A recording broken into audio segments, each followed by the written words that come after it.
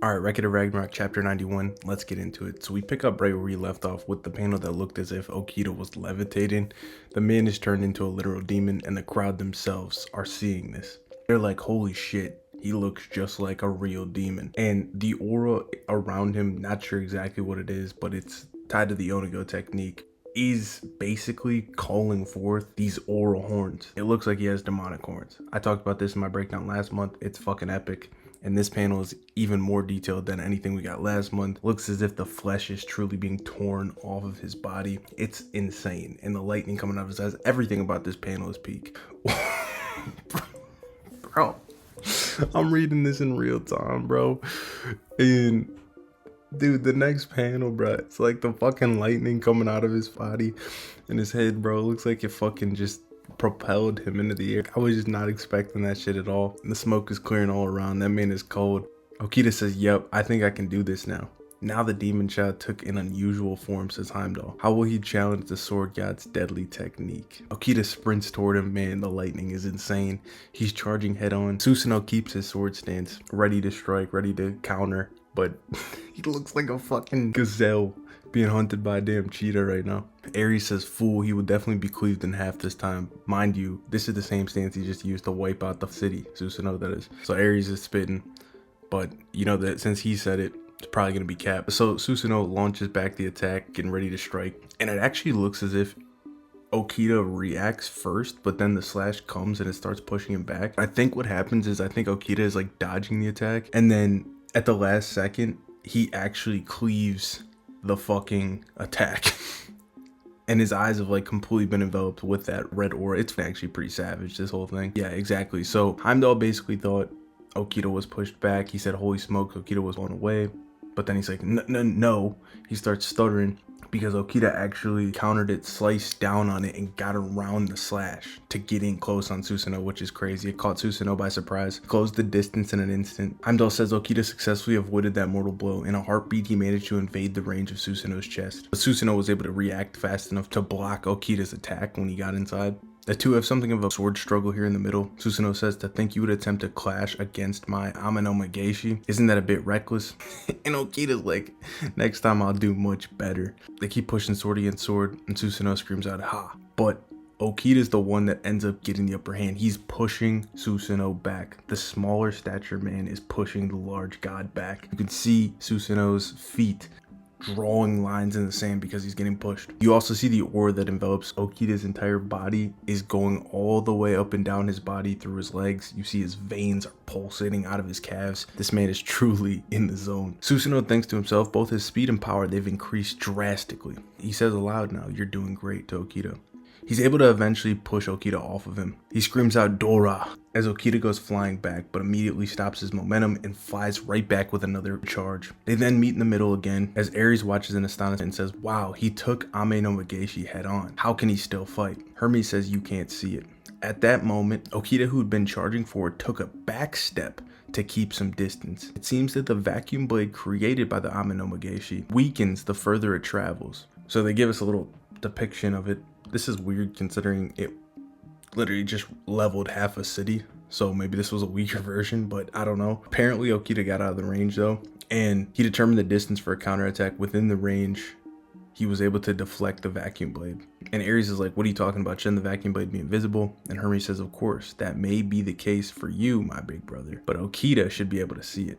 The movement of the air caused by the approaching vacuum, the gaps in the dust clouds, and perhaps even the slight refraction of light caused by the change of the air density. Do you understand? So Okita's perception is on a whole nother level, potentially perceiving variations in light refractions. Ares says, wow, to think he would be able to do that just by witnessing the technique once. He can see that far ahead. Now we get a reaction from Zeus. He says, in order to prevent Susanoo from building up the power needed for that technique, he closed the distance instantly and initiated close quarters combat, also known as CQC. My Lookism fans know what that is. As expected. What the fuck?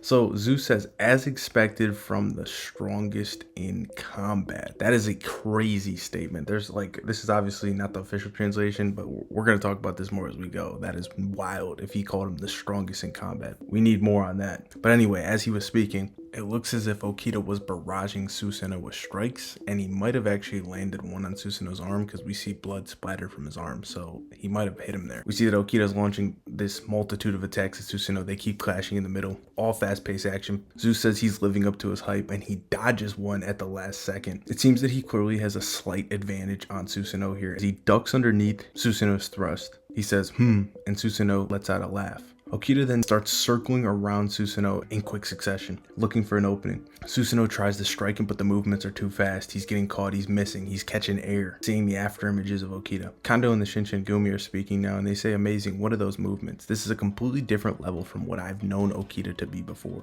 Kondo says, in the world of the living, since his body was ravaged by disease, Okita wasn't able to bring forth even half of Onago's power. In other words, this is the real Okita Sōji. And we get this montage of Okita obviously being plagued with tuberculosis and illness. And this is a really cool wrinkle because it calls back to their prequel. He's obviously always been able to use this Onago technique, but because of his illness, not even half was able to be brought forth. And now this is the real Okita. And this looks like he's fucking created a demonic arm, bro. His arm looks bulked to shit. This panel is amazing. I said this before. He looks like a damn cheetah, a jackal out there on the hunt. He is hunting his prey. Susanoo says, is he planning to attack my blind spot at this speed? He's trying to track Okita's movements. Okita stops. That's where we see that awesome panel.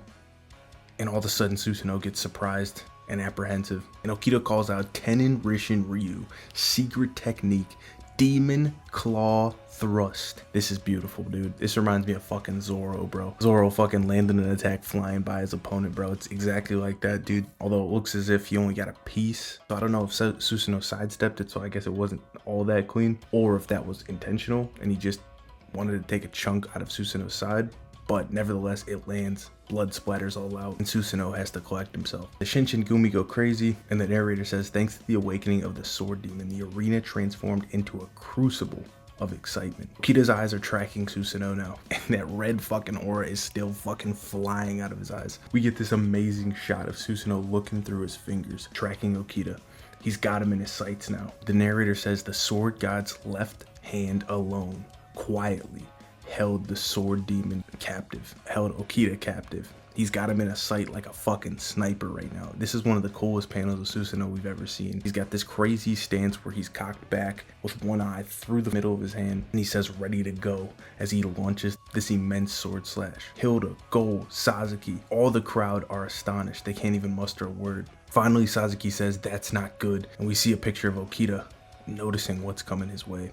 Susanoo launched the attack in an epic panel where it's called Ame no Mageshi Reverse Heavenly Demon Mugen Ceaseless. As he strikes down, Okita thinks, holy shit, he's fast. It's too late for me to escape now. The divine blow could not be dodged. This is an epic panel, so Susanoo had gotten behind Okita after tracking his movements with his hand, and he actually got behind him and had him in his sights to finish the slash. At this moment, the narrator says, so Okita, would he only rely on luck to try to evade that blow? No. Kyoto during the Bakumatsu period, his face was rubbed by the god of death several times, bro.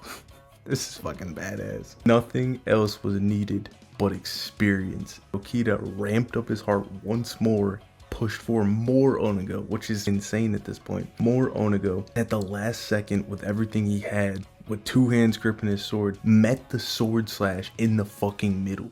And he parried it. He redirected the momentum from the side, so the attack went through the town. It cut down one of these fucking shops or whatever the hell they got in the city. And Okita immediately, as he's barely getting out of the way of the attack, uses the momentum, spins in the air, lands on his feet, faces down with Susanoo. Crowd is astonished. His eyes are starting to bleed at this point. Susanoo says, I am boiling here. I can't believe you managed to react to even Mugen.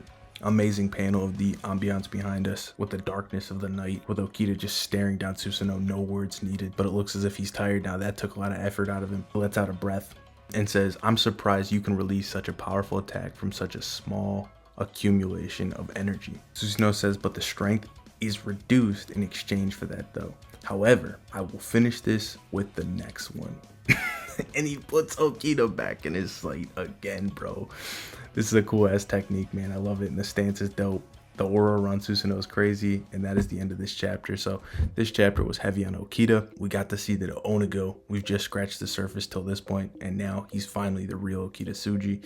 I told you guys the pendulum was going to swing his way this chapter, and now it looks as if maybe we're going back to Susanoo next chapter. But I've heard rumblings that finally next chapter we're going to get Okita's backstory and the Valkyrie reveal. That's being reported by Kai Hasaikai on TikTok. He's been correct before, so I believe him, and it's due time for us to get that Valkyrie. But this was a good chapter. I loved that the action was full focus. Again, this chapter got back to the early stage of this fight. I think this was peak. I think a lot of people will love it. What do you guys think about it though?